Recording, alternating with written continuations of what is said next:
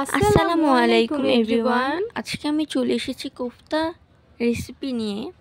তো এই কোফতাটা সবাই পছন্দ করেছে বাসার, তো আমি ভাবলাম আপনাদের সাথেও শেয়ার করি। আপনাদের সাথে শেয়ার না করলে তো আমার কিছু ভালোই লাগে না।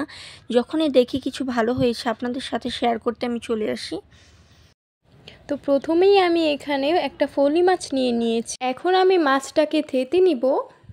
এই তো এখন আমি মাছের কাঁটাগুলোকে এক সাইডে রাখবো, আর আমি মাছের যে মাংসটা আছে ওই মাংসটাও আমি নিয়ে নিব। অবশ্যই খেয়াল রাখবেন কাঁটা যেন না থাকে, না হলে কিন্তু খাওয়ার সময় গলায় কাটা লাগবে।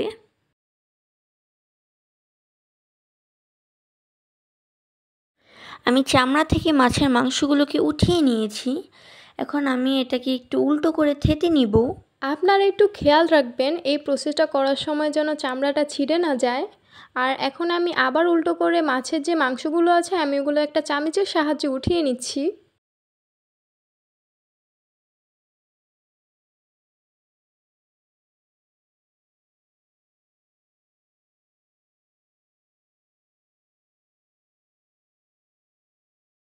আমি এখানে আরেকটা মাছে থেতে নিচ্ছিলাম।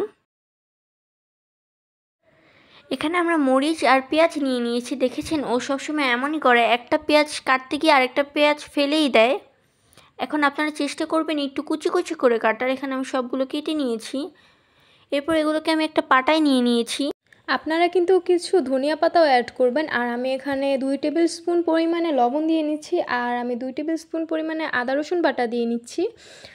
আর এখানে আমি হলুদ মরিচের গুঁড়া অ্যাড করব। আমাদের হলুদ মরিচ আর মরিচের গুঁড়া কিন্তু একসাথেই করা, তাই জন্য আমি 2 চামচ পরিমাণে দিয়ে নিব এখানে। এবার আমি এগুলোকে হালকা করে বেটে নিব। আপনারা চেষ্টা করবেন হালকা করে বাটার, না হলে কিন্তু এটা ভালো লাগবে না। আপনারা চাইলে কিন্তু নাও বাটতে পারেন, কোনো সমস্যা নেই। এখন আমি সবগুলো একসাথে বেটে নিচ্ছি। আমি কিন্তু হালকা করেই বেটেছি। যেগুলো আমি বেটে রেখেছি আর মাছের মাংসটা একসাথে আমি এখন মিক্স করে নিব। আপনারা একটু ভালো করে মিক্স করে নেবেন।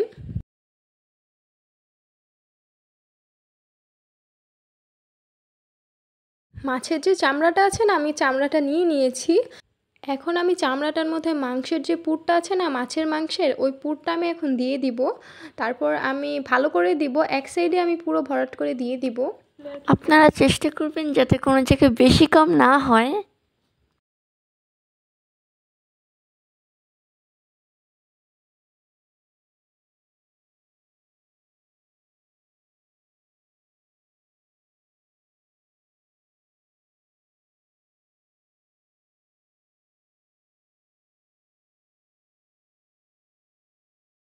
এখন আমি আরেক পাশের চামড়াটা দিয়ে আমি মাছটাকে কাভার করে দিব।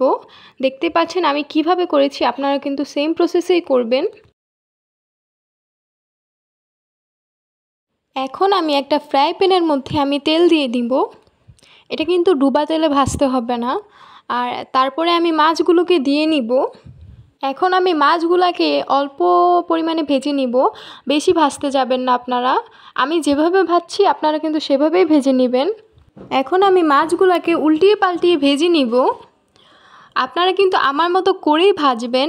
এরপর আপনারা মাছটা নামিয়ে নেবেন। এরপর ঠান্ডা হলে আপনারা মাছটাকে কেটে নেবেন পিস পিস করে।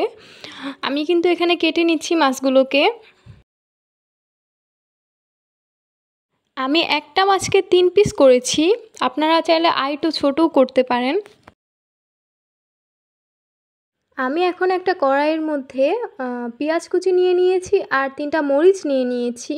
আপনারা যেই অনুযায়ী ঝাল খান আপনারা কিন্তু ওই পরিমাণ মতোই মরিচ দিতে পারেন। এরপর আমি এগুলো নাড়াচাড়া করে নিব। এর মধ্যে আমি এখন 2 টেবিল স্পুন পরিমাণে আদা রসুন বাটা দিয়ে দিব।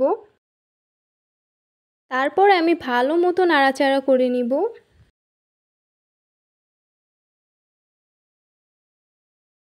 এরপর আমি 2 টেবিল স্পুন পরিমাণে হলুদ মরিচের গুঁড়া দিয়ে নিব।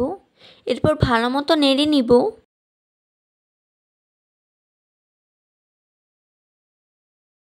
এরপর এখানে অল্প পরিমাণে পানি দিয়ে মশলাগুলোকে কষিয়ে নিব।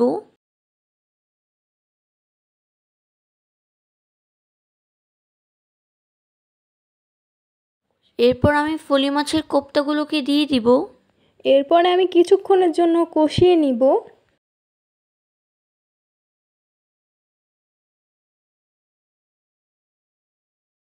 আমি আবার 1 কাপ পরিমাণে পানি দিয়ে নিব। এরপরে আমি কিছু বিলাতি ধনিয়া পাতা দিয়ে নিব। এরপর আমি ঢেকে দিব। এখন আমি এখানে 1 টেবিল স্পুন পরিমাণে লবণ ইউজ করেছি। এই তো দেখতেই পাচ্ছেন আমার কোফতাটা কেমন হয়েছে।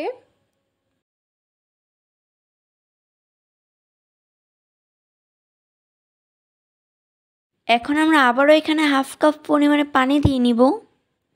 পানি দিয়ে আমরা ভালোভাবে কষিয়ে নিব আবারও। এই তো দেখতেই পারছেন কত সুন্দর একটা কালার চলে এসেছে।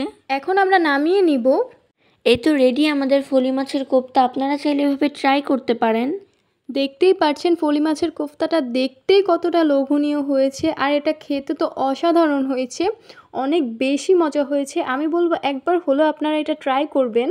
আমরা যদি জানতাম এত বেশি মজা হবে তাহলে আমরা আরও বেশি করে বানাতাম। আল্লাহ হাফেজ।